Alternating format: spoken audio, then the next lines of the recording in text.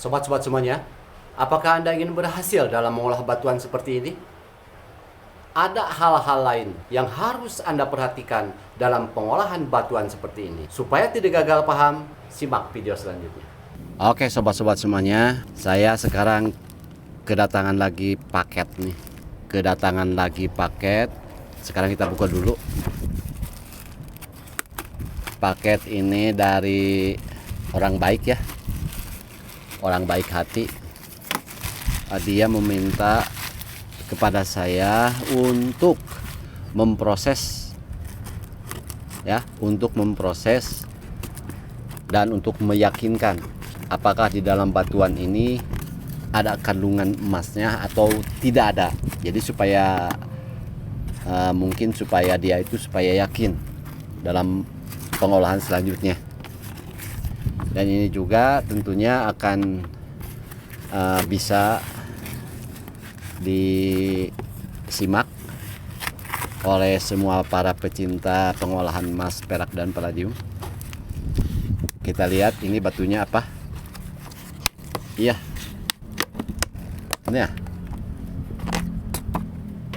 ternyata ini sobat-sobat semuanya, ini kirimannya nih.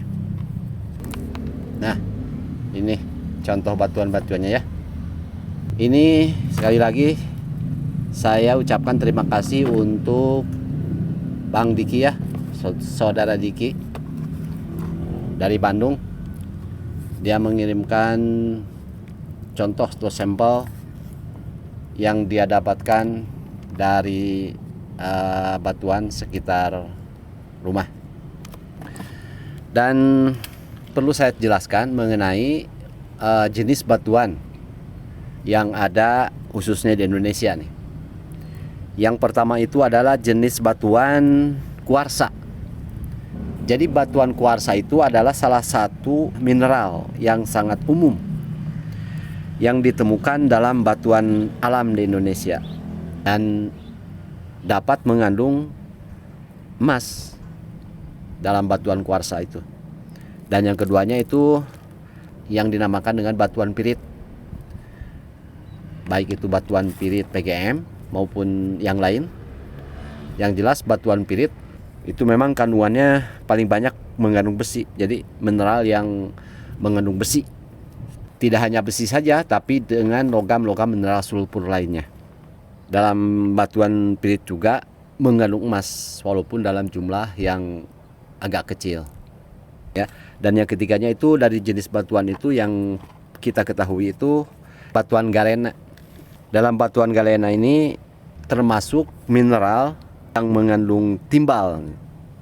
Jadi yang paling banyak mengandung mineral dalam batuan galena itu adalah timbal, timah ya.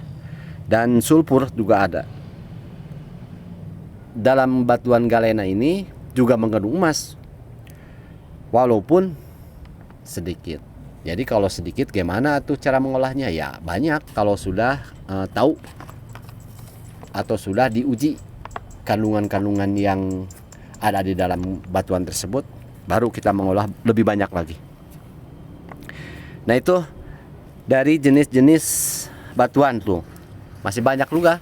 Yang keempatnya juga ada batuan spalerit ya. Sama batuan spalerit juga. Itu mineral yang mengandung seng kalau itu, dan sulfur juga dapat mengandung emas ya dalam batuan spalerit itu, walaupun jumlah yang kecil. Terus yang kelimanya juga ada batuan yang dinamakan dengan batuan kalkopirit.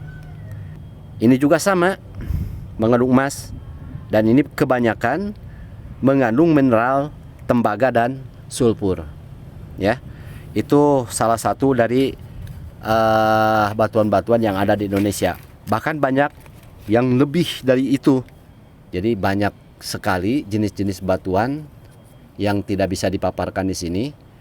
Dari batuan yang tadi disebutkan, dan itu banyak, masih banyak lagi ya, tentunya di Indonesia maupun di dunia. Sobat-sobat semuanya, dalam hal ini untuk menentukan kandungan dalam batuan ini yang dikirim oleh Bang Diki, itu perlu dilakukan tahap-tahap dari proses pengolahan batuan ini ya. Dari langkah awal dalam tahapan ini, seperti ini kan masih bentuk kasar begini, nanti kita hancurkan, kita tumbuk halus, secara halus, sehalus-halusnya, membuat partikel-partikel yang lebih kecil, ya.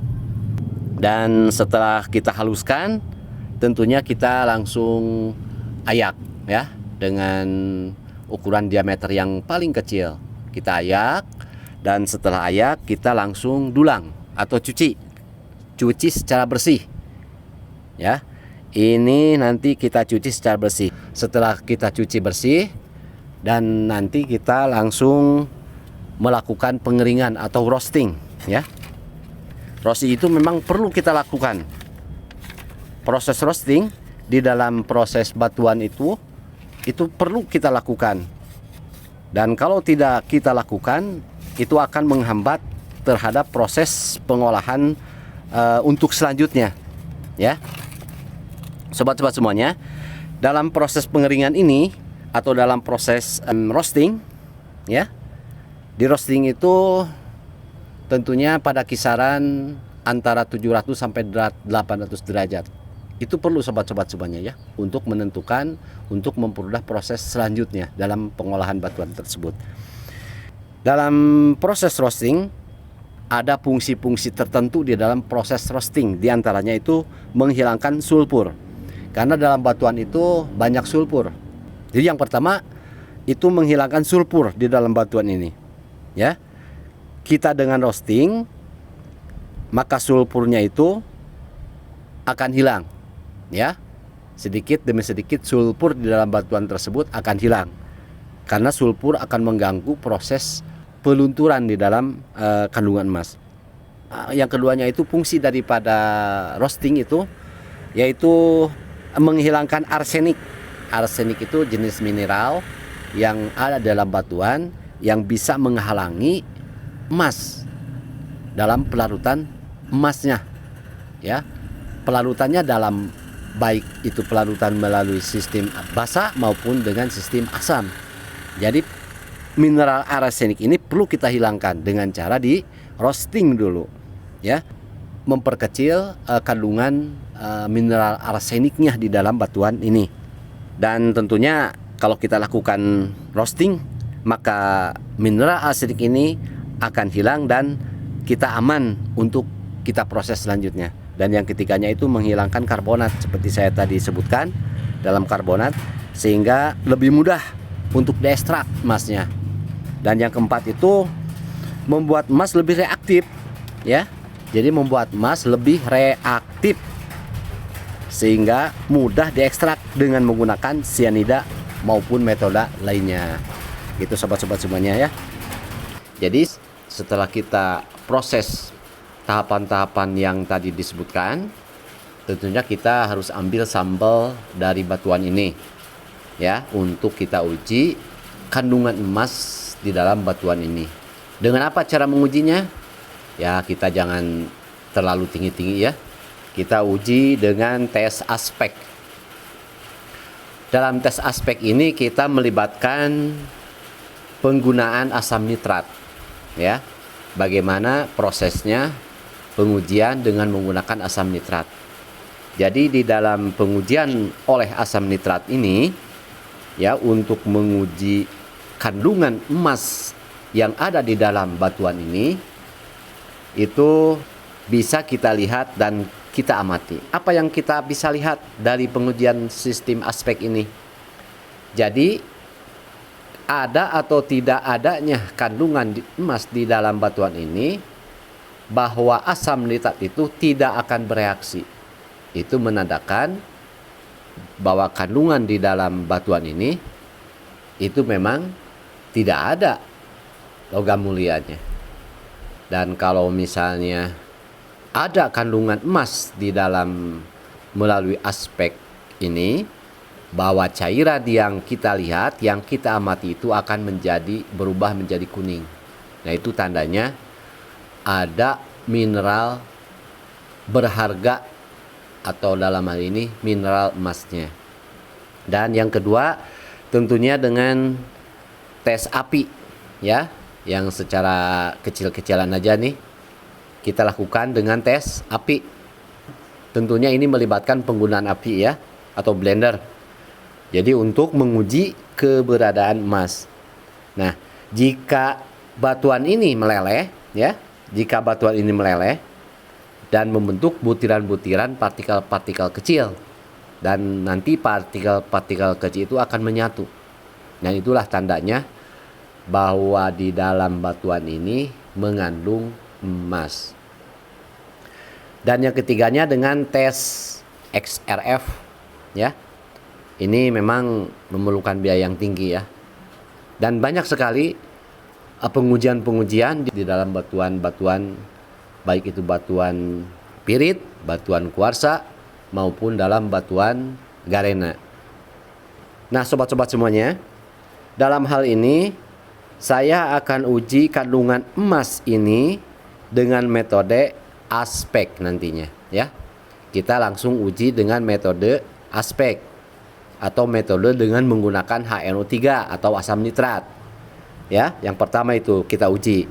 Yang keduanya saya akan menggunakan pengujian dengan metode api tentunya. Nanti kita sama-sama lihat prosesnya dalam pengujian secara aspek dan metode api ya. Sobat-sobat semuanya, dan untuk proses tahapan selanjutnya saya akan menggunakan metode dengan sistem basa ya. Dalam hal ini pengambilan emasnya dengan sistem basa nanti ya.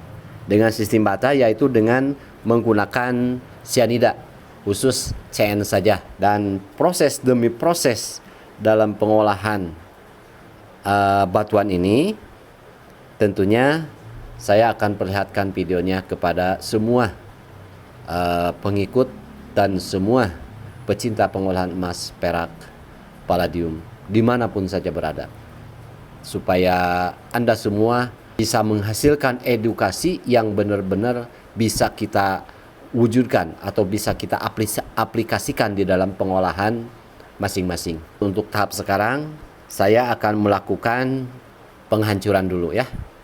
Dan nanti dalam proses penghancuran dan sebagainya nanti akan saya videokan. Oke, sobat-sobat semuanya, untuk proses selanjutnya nanti kita nantikan video selanjutnya. Wassalamualaikum warahmatullahi taala wabarakatuh.